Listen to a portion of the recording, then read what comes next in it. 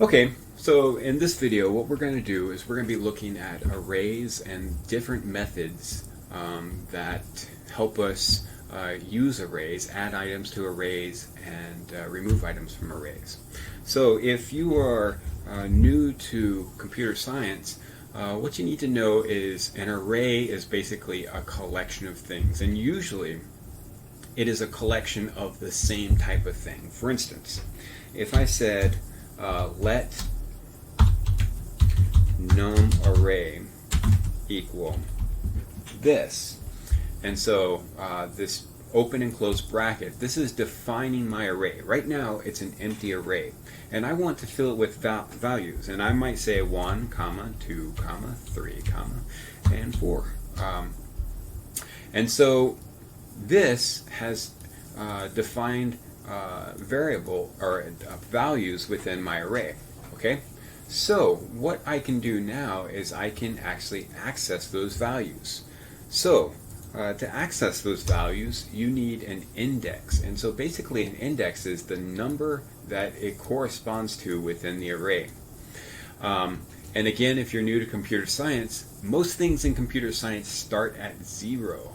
Okay, so if we look at this, we would expect this to be the first index. And it's actually the 0th index, okay? And this would be the first index, and the second, and the third. Okay, so let's look at what the first index gives us. So we're going to use our console.log like we've been using all along, and we are going to say num array at 1. Okay, so this is how we get a value from our array. We use these brackets in the index, and we should be getting 2, right? Because it starts at 0, but number 1 is the second number, so it is 2. All right, and so what we want to do now is, let's say we want to add a number to the end. Okay, we need 5 values within our array. Okay, so what I'm going to do is I'm going to say num array dot push, and I'm going to push a value to the end of the array, and I'm going to push number 5. And I am going to draw the whole array to the console, or display it on the console. And so if I go to my console, I now see that I have 5 values. The 0th index has 1, and the 4th index has the value of 5. Okay, but let's say I made a mistake, or I have too many values. I don't want this value anymore. Well, I could probably just erase that command, but what I really want to do is, let's say it has gone through some functions. I needed it at one point, but I no longer need it. All I'm going to do is I'm going to say num array.pop, and what pop does is it gets rid of the last value within the array. And so I'm going to go ahead and run my code one more time, and I see that my array has 4 values again, and 1, 2, 3, and 4. Okay, so we have our original values once more. Okay, so that helps us with the end of the array, but maybe we want to add to the beginning of the array. So how might we do that? Well, I'm going to get rid of these push and pops, and what I'm going to do is I'm going to say num array dot unshift. And so this dot unshift is going to add to the beginning of the array, and I want to add 0 to the beginning because I want it to begin at 0. And there we go. We now have 0 in the 0th index, 1 in the first index, 2 in the second, and so forth and so on. Okay, that's great. But I've made a mistake again. I don't want that in the. I don't want this here. Okay. I wanted it there at one point, but I no longer want this value in the 0th index. What I'm going to do is I'm going to say num array dot shift.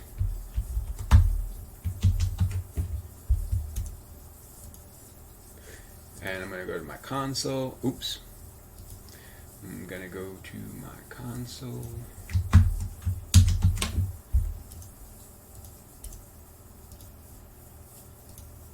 and I see that now I'm right where I was. Okay, I got rid of the 0. Basically, it shifted the values over by 1, and now my array is the 0th index is at 1 instead of 0. Okay, and so all of those are great. Now, what if I wanted to find the index of an item? Okay, so what if let's change these values. Okay, so we can store numbers in arrays, but this is going to be a string array.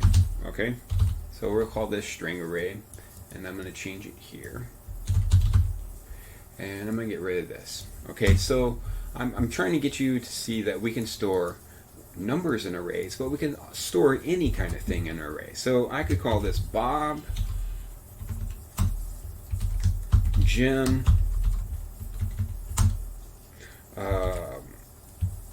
Chan, and Jay. Okay, so I'm going to save that. We're just going to make sure that this is actually going to the console, and it is. We have all these names within the console. Now, what we might want to do is we might want to see if it actually exists. Alright, so if a value actually exists within our array. And so what we might want to do is we might want to say string array dot index of, and in here we might want to say Chan. Alright, we want to see if Chan exists within our little list. Okay, so we have in the console, it's saying that Chan is at the index of 2. And if we go back to our array, we do see it's at the index of 2, 0, 1, 2. Now, what if we are looking for Derek? Okay. And I go and hit inspect, and I go to console. We get a -1.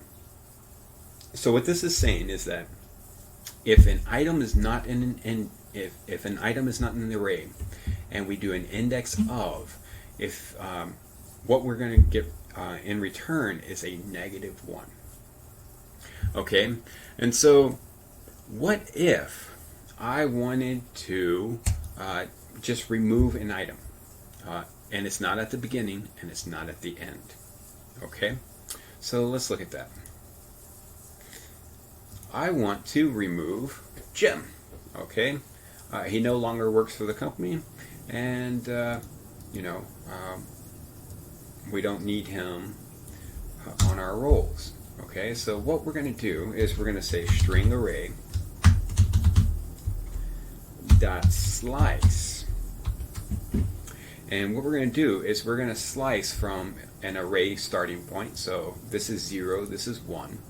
And I want to start at the first index, and I want to take only that one index. Okay, so I'm slicing here, and I'm slicing this many from this position.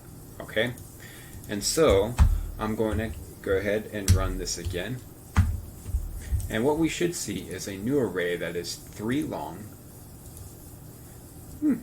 and it is still there. So let's look at this again. So we have string array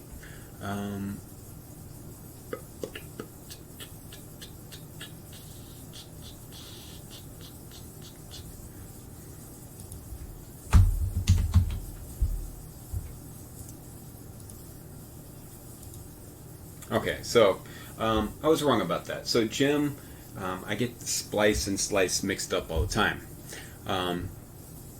So splice actually is the one that takes out the value at that index, and it returns the whole array back to you.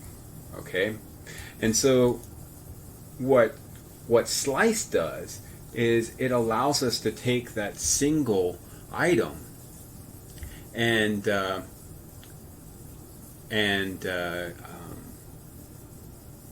get that single item out of there. Okay, so for instance, if I were to slice Bob, so I would say let name at position equal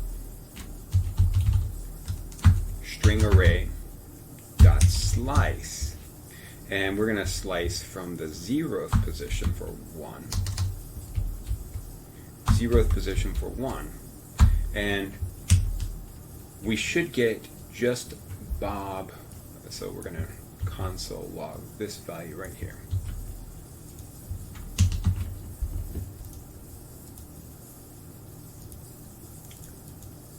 And we get Bob returned as a new array, okay? And it's basically saying keep this one thing in the array and get rid of everything else, okay? And so what we could do is, we could do quite a bit. What if we wanted to copy an array? Well, there are lots of different ways of copying an array, but another way of copying an array is just saying, one way of copying an array is just saying string array2 is equal to string array dot slice.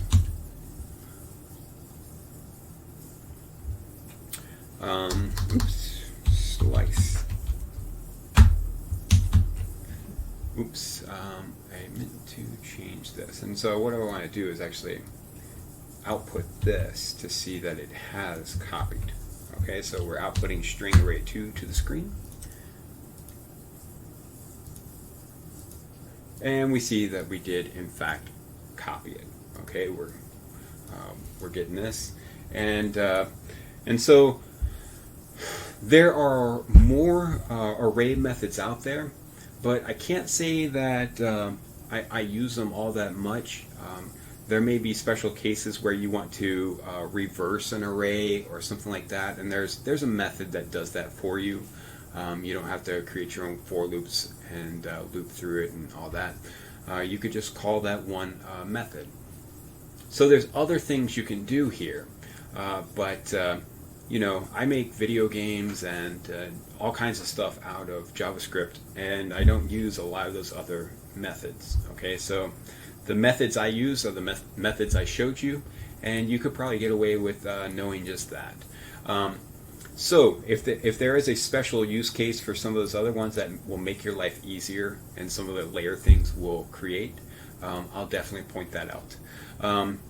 But what we want to do next in the next video is we want to look at iteration, okay? And so how do we iterate over these arrays and do things with them, okay? Right now we can figure out values at specific indexes, but we can't do much more than that. So we're going to look at some simple loops and do things with the values within these arrays. Okay, so I'm super excited to get to that with you.